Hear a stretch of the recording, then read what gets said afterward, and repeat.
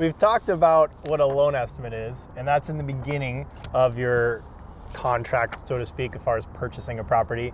And then the closing disclosure happens when, typically? You should get that about a week before closing. Okay, so towards the end. Yeah. Now, should be a lot of similarities, and there might be some differences, because these are both from a real transaction, and this closing disclosure, which you're getting at the end, is a little different than this loan estimate. So why are there differences, and then what should we be looking at on this? Well, if you look at this one, there are some differences actually. There's a change in interest rate and a change in the cash to close. And that's because the buyer chose to pay a little bit extra to have a lower interest rate.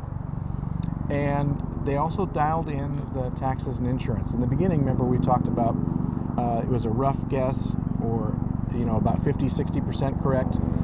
This one should be about 90-95% correct. So it's much more dialed in. Yeah. And like you said, the tax and insurance were estimated in the beginning. Yeah. I told them not to take the helicopter out today, but they just never listened.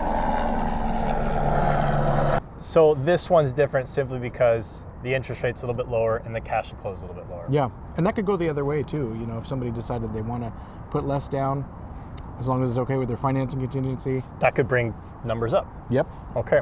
So what are the most important things I should be looking at, or a buyer should be looking at on a closing disclosure? Like most important 3 or 4 things. On the closing disclosure, you got another 3 things, right? You got your interest rate, you got your monthly payment, and then how much you're supposed to bring to closing. They should be really close. Like your interest rate and your payment should be dialed in by this point. Okay.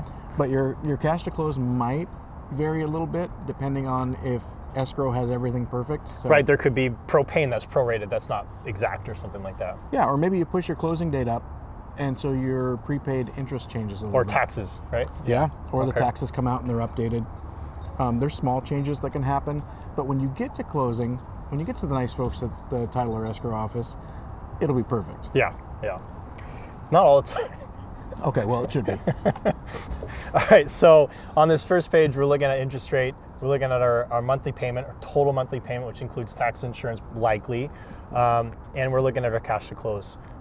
That's the most important stuff on there. Yeah, if you get those 3 things, interest rate, monthly payment, cash to close, that's all you need to know at this point. All right, so let me ask you. So obviously we're looking at the closing disclosure now, and this is more than 1 page. When the loan estimate was only 1, and there's way more numbers on here. Why is that different?